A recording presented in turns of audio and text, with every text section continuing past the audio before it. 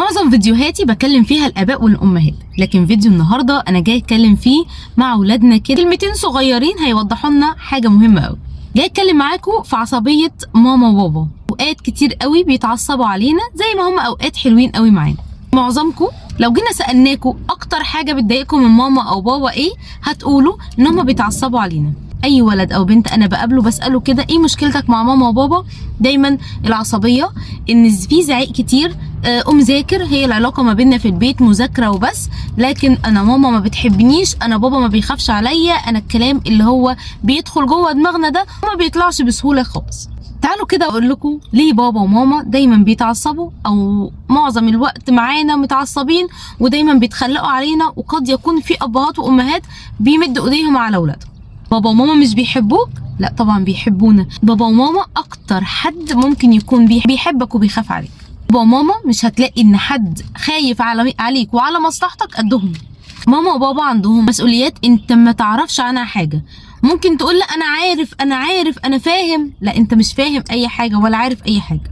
محدش هيفهم ولا هيحس غير لما تكبر زيهم وتبقى عندك نفس المسؤوليات. بابا وماما عندهم حاجات كتير قوي بيعملوها طول اليوم، من ضمنها وانت الحيز الكبير اللي موجود في حياتهم.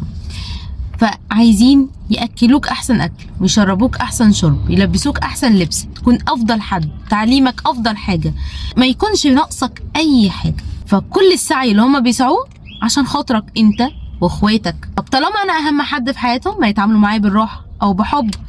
على فكره الحب مش بس طبطبه وحنيه، الحب ممكن يظهر بصور تانية خالص، ممكن يجي في صوره عصبيه. ده حب؟ ده حب. لما ماما تتعصب عليا ان انا طول النهار ما بذاكرش وبلعب، هل شايف ان ده مش حب؟ هل ماما مش خايفه عليك؟ هل ماما مش عايزاك تبقى احسن حد؟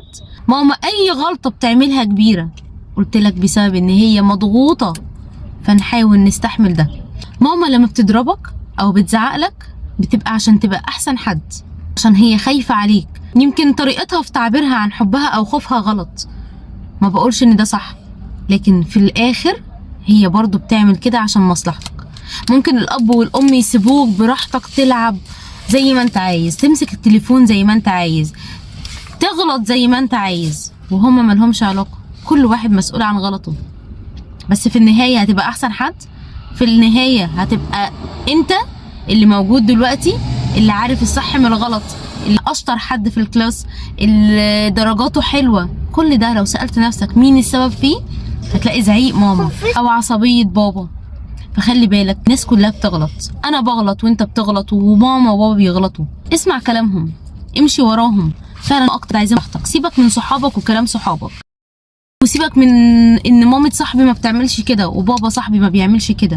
كل واحد قلت لك ليه طريقته في تعبيره عن حبه، لكن في النهاية كلنا اباتنا وامهاتنا بيحبونا. مفيش اب وام ما بيحبوش عيالهم، وبلاش نحط الفكره دي جوه دماغنا. بلاش اي حد يقول كلمه انا ماما ما بتحبنيش، انا بابا ما بيحبنيش، مهما كان رد فعلهم ايه، هم فعلا بيحبوك. اتكلم معاهم مره واثنين وعشرة، قول لهم ان يا ريت يخفوا زعيق عليك او يخفوا شويه عليك. لو حاجه مضايقاك اتكلم معاهم وعرفهم ان دي حاجه بتضايقك، لكن بلاش تحط في دماغك ان هم اسوأ ناس، وان انت نفسك تكبر عشان تبعد عن اكتر حد بيحبك.